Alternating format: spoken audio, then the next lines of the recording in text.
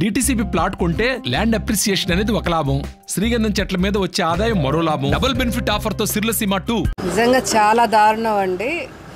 అంటే రౌడీ రాజ్యం ఏ విధంగా ఈ నందిగామలో పెట్టరైపోతుందో క్లియర్గా ఈరోజు జుజ్జూరులో కనపడుతుంది.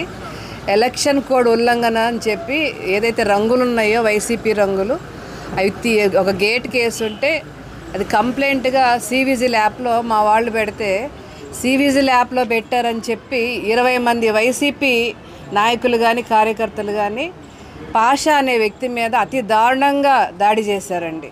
ముఖ్యంగా అబ్బాయిని తల మీద దాడి చేశారు.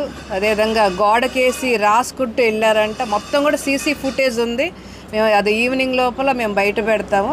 అంటే అసలు ఏంటి, ఏ విధంగా వీళ్ళ అరాచక పరిపాలన ఇంకా కొనసాగుతుందో, రౌడీ రాజ్యం. అంటే ప్రశ్నిస్తే వాళ్ళ మీద దాడులు లేకపోతే కేసులు. ఈరోజు కోడ్ ఉల్లంఘన అది సామాన్య విషయం కాదు. కోడ్ ఉల్లంఘన చేసినా కూడా అది ప్రజలకు చెప్పాలి, ఆఫీసర్స్ చెప్పాలని మా వాళ్ళు ప్రయత్నిస్తే దాని మీద కూడా దాడి. ఇది కూడా దాడి కూడా కోడ్ ఉల్లంఘనే. తప్పకుండా ఇది మాత్రం మేము సీరియస్గా తీసుకుంటాం. అక్కడ ఎస్ఐ గారు ఉన్నా కూడా కనీసం స్పందన లేదంట. ఎస్ఐ గారు మళ్ళీ వాళ్ళకి మద్దతు ఇస్తున్నారంట. మరి ఆఫీసరు కార్యకర్త అర్థం అవ్వట్లేదు. ప్లస్ సెక్షన్స్ ఏం పెట్టారు, వాళ్ళ మీద కేసులు పెట్టమంటే బెయిలబుల్ సెక్షన్స్ పెట్టారు అన్నీ. అంటే అతి దారుణంగా కొట్టినా కూడా అన్ని చిన్న చిన్న కేసెస్ పెట్టారు. మళ్ళీ కోడ్ ఉల్లంఘన కేసు పెట్టలేదు. అంటే ఏం చేస్తున్నారు ఆఫీసర్స్?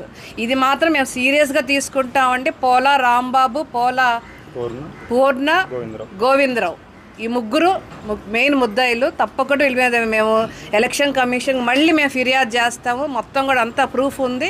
మేము ఎంతవరకు వెళ్ళాలో అంతవరకు వెళ్తామండి. ఇది మాత్రం చాలా అన్యాయం. దీన్ని మేము ఖండిస్తున్నాం. ఇది ఎంతవరకైనా మేము పోరాటం చేస్తాం. మరిన్ని వీడియోస్ కోసం ఛానల్ సబ్స్క్రైబ్ చేయండి. లేటెస్ట్ అప్డేట్స్ కోసం వాట్సాప్ ఛానల్ ఫాలో చేయండి. అండ్ లింక్ డిస్క్రిప్షన్ లో ఉంది.